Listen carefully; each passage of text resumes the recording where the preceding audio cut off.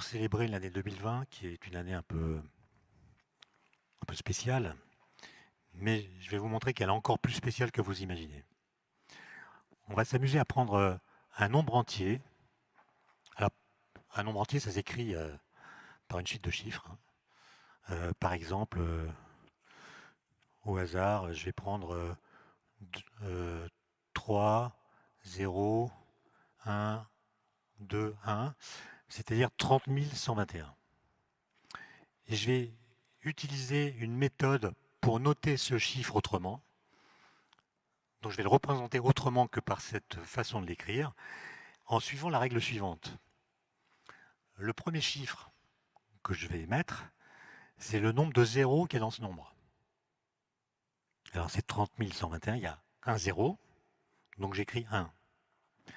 Le deuxième chiffre que je vais écrire, c'est le nombre de 1 dans ce chiffre, dans ce nombre. Combien y a-t-il de 1 dans 30 121 ? 2. Okay.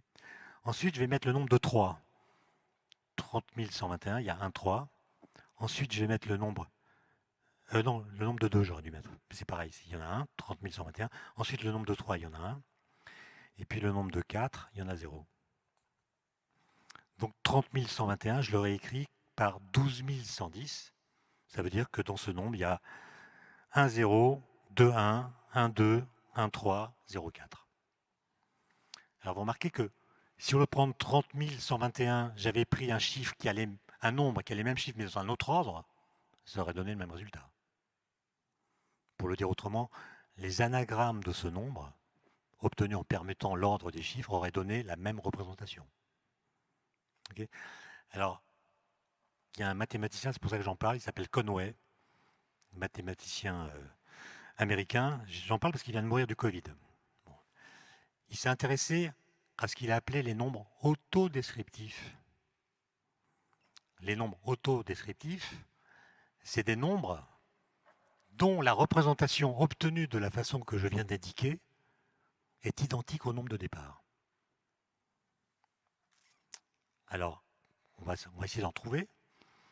Est-ce que 0 est un nombre autodescriptif ?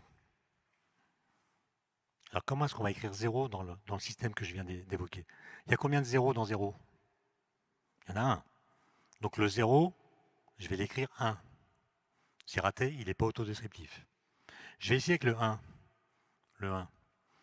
Il y a combien de 0 dans 1 ? Il y en a 0. Combien de 1 ? 1. Donc le 1 s'écrit 0,1. Loupé. On va essayer autrement. Le 10. Le 10, il s'écrit comment ? Il y a combien de 0 ? Il y en a 1. Combien de 1 ? Il y en a 1. Donc ça s'écrit 11. Raté. Maintenant, prenez l'année 2020.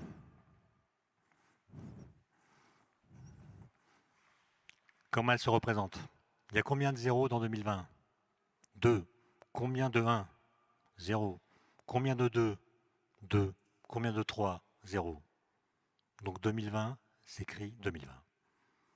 Donc l'année 2020, c'est la seule année qui vous sera donnée à vivre, à moi aussi d'ailleurs, qui soit autodescriptive. Il faut quand même fêter ça. La prochaine, c'est 21 200. On ne sera plus là. D'accord ? Alors maintenant, posez-vous des questions. Combien peut-il y avoir de nombres autodescriptifs ? Est-ce que c'est un nombre fini ou est-ce que c'est un nombre infini ? Alors on peut assez facilement convaincre que ça ne peut pas être un nombre infini, puisque si vous écrivez un très grand nombre, il y aura beaucoup de 0, beaucoup de 1, etc. Et vous ne pourrez pas les compter simplement entre 0 et 9. Donc il y en a forcément un nombre fini. Et en fait, ce qu'a montré Conway, c'est qu'il existe seulement 7 nombres autodescriptifs. 7 nombres autodescriptifs, c'est-à-dire qu'ils soient invariants par cette transformation que je viens de rappeler. Donc vous voyez, il y a une sorte de mystère dans les nombres.